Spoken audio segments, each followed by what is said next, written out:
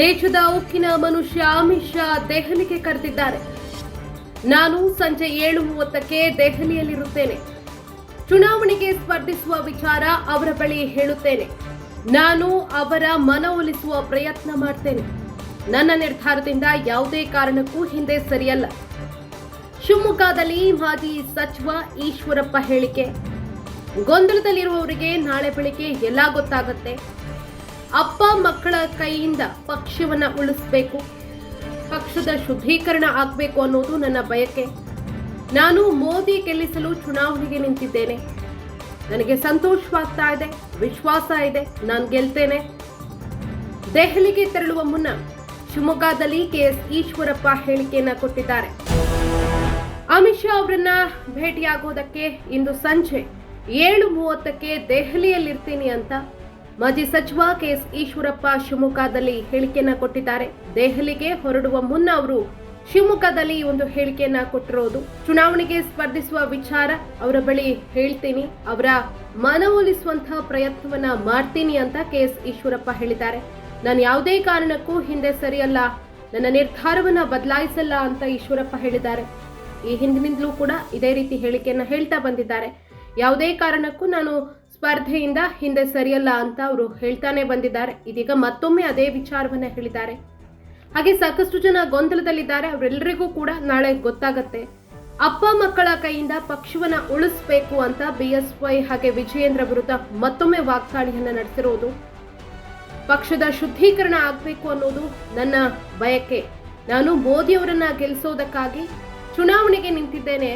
ನನಗೆ ಸಂತೋಷವಾಗ್ತಾ ಇದೆ, ಹಾಗೆ ವಿಶ್ವಾಸ ಕೂಡ ಇದೆ, ನಾನು ಗೆಲ್ತೀನಿ ಅನ್ನೋ ವಿಶ್ವಾಸ ಇದೆ ಅಂತ ದೆಹಲಿಗೆ ಹೊರಡುವ ಮುನ್ನ ಶಿವಮೊಗ್ಗದಲ್ಲಿ ಕೆಎಸ್ ಈಶ್ವರಪ್ಪ ಹೇಳಿಕೆಯನ್ನ ಕೊಟ್ಟಿದ್ದಾರೆ. ಯಾವುದೇ ಕಾರಣಕ್ಕೂ ಕೂಡ ನಾನು ಸ್ಪರ್ಧೆಯಿಂದ ಹಿಂದೆ ಸರಿಯಲ್ಲ ಅನ್ನೋದನ್ನ ಮತ್ತೊಮ್ಮೆ ಸ್ಪಷ್ಟಪಡಿಸಿದ್ದಾರೆ ಕೆಎಸ್ ಈಶ್ವರಪ್ಪ.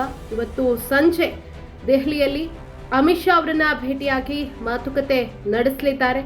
ಅವರ ಮನವೊಲಿಸುವಂತಹ ಪ್ರಯತ್ನವನ್ನ ಮಾಡ್ತೀನಿ ಅಂತ ಕೂಡ ಹೇಳಿದ್ದಾರೆ. ಸೊ ನಾಳೆ ಎಲ್ಲರಿಗೂ ಕೂಡ ಒಂದು ಉತ್ತರ ಸಿಗತ್ತೆ. ಸಾಕಷ್ಟು ಜನ ಗೊಂದಲದಲ್ಲಿದ್ದಾರೆ. ಅವರೆಲ್ಲರ ಪ್ರಶ್ನೆಗಳಿಗೆ ನಾಳೆ ಉತ್ತರ ಸಿಗತ್ತೆ ಅನ್ನೋದನ್ನ ಕೆಎಸ್ ಈಶ್ವರಪ್ಪ ಶಿವಮೊಗ್ಗದಲ್ಲಿ ಹೇಳಿದ್ದಾರೆ. ನಮ್ಮ ದೇಶದ ಉಕ್ಕಿನ ಮನುಷ್ಯ ಶ್ರೀಯುತ ಅಮಿತ್ ಶಾ ಅವರು ನನಗೆ ದೆಹಲಿಗೆ ಬರಕ್ಕೆ ಹೇಳಿದ್ದಾರೆ. ಇವತ್ತು ನಾನಿವತ್ತು 11:45 ಶಿವಮೊಗ್ಗದಿಂದ ಫ್ಲೈಟ್ ಅಲ್ಲಿ ಹೊರಟು ಒಟ್ಟ 7:20ಕ್ಕೆ ನಾವು ದೆಹಲಿಯಲ್ಲಿ ಇರ್ತೇನೆ. ಇವತ್ತು ರಾತ್ರಿನೇ ನಮ್ಮ ಮನೆಗೆ ಬರಬೇಕು ಅನ್ನೋಂಥ ಅಂಶ ಅವರು ತಿಳಿಸಿದ್ದಾರೆ. ನಮ್ಮ ರಾಜ್ಯದ ಸಂಘಟನಾ ಪ್ರಧಾನ ಕಾರ್ಯದರ್ಶಿಗಳಾದ ಮಾನ್ಯ ರಾಜೇಶ್ ಜಿ ಅವರು ನೀವು ಅವ್ರ ಮನೆಗೆ ಹೋಗಿ ಭೇಟಿ ಮಾಡಬೇಕು ಅನ್ನೋಂಥ ಮಾತು ಹೇಳಿದ್ದಾರೆ. ಇವತ್ತು ರಾತ್ರಿನೇ ಅವ್ರನ್ನ ಭೇಟಿ ಮಾಡೋದಿದ್ದೇನೆ. ಡೆಲ್ಲಿಗೆ ಹೋಗಿ ಬಂದಲ್ಲಿ ಯಾರು ಗೊಂದಲದಲ್ಲಿದ್ದಾರೆ ಅವ್ರು ನಾಳೆ ಬೆಳಿಗ್ಗೆ ಕ್ಲಿಯರ್ ಆಗುತ್ತೆ. ಯಾವ ನಮ್ಮ ಪ್ರಮುಖ ಕಾರ್ಯಕರ್ತರು ಕ್ಲಿಯರ್, ಎಲ್ಲರೂ ಕೂಡ ಹೇಳ್ತಾ ಇದ್ದಾರೆ ನೀವು ತಗೊಂಡಂತ ಸ್ಟ್ಯಾಂಡ್ ಇದೆ, ಅಮಿತ್ ಶಾ ಅದನ್ನ ಹೇಳ್ಬಿಟ್ಟು ಬನ್ನಿ, ನಾವೆಲ್ಲ ನಿಮ್ ಜೊತೆಗಿದ್ದೇವೆ, ಇದನ್ನೆಲ್ಲ ಹೇಳ್ತಾ ಇದ್ದಾರೆ. ಕೆಲವರು ಅಲ್ಲೊಬ್ರು ಇಲ್ಲೊಬ್ರು ಗೊಂದಲದಲ್ಲಿರೋರಿಗೆ ನಾಳೆ ಬೆಳಿಗ್ಗೆ ಕ್ಲಿಯರ್ ಆಗುತ್ತೆ.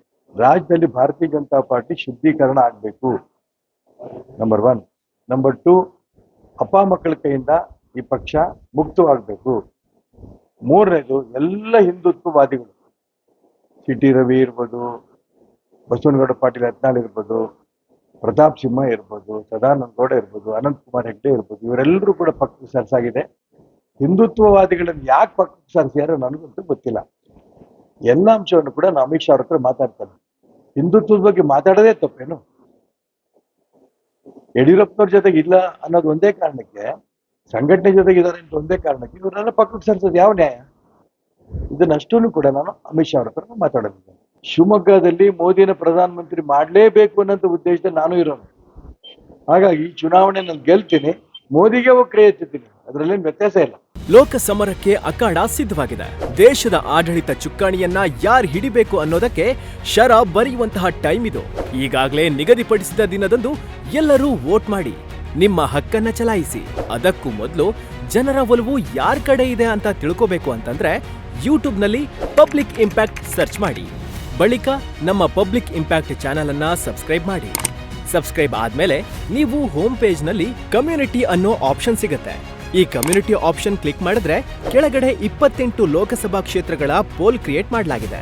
ನೀವು ಈ 28 ಕ್ಷೇತ್ರಗಳಲ್ಲಿ ಯಾರು ಗೆಲ್ತಾರೆ, ಯಾರು ಸೋಲ್ತಾರೆ ಅನ್ನೋ ಅಭ್ಯರ್ಥಿಗಳ ಭವಿಷ್ಯವನ್ನ ಚುನಾವಣೆಗೆ ಮುನ್ನವೇ ಊಹಿಸಬಹುದು. ಇದು ನೇರವಾಗಿ ಜನರ ಭಾಗವಹಿಸುವಿಕೆಯಿಂದಲೇ ನಡೆಯುವಂತಹ ಪೋಲ್ ಆಗಿರೋದ್ರಿಂದ ಯಾವುದೇ ಹೈಡ್ ಅಂಡ್ ಸೀಕ್ ಇರೋದಿಲ್ಲ. ಇಲ್ಲಿ ಜನಶಕ್ತಿಯೇ ನಿರ್ಣಾಯಕ. ಮತದಾನದ ದಿನದವರೆಗೂ ಈ ಪೋಲ್ ಓಪನ್ ಇರುತ್ತೆ. ಅದನ್ನ ಪ್ರತಿದಿನ ನ್ಯೂಸ್ ಅಪ್ಡೇಟ್ನಲ್ಲಿ ಪ್ರಸಾರ ಮಾಡ್ತೀವಿ.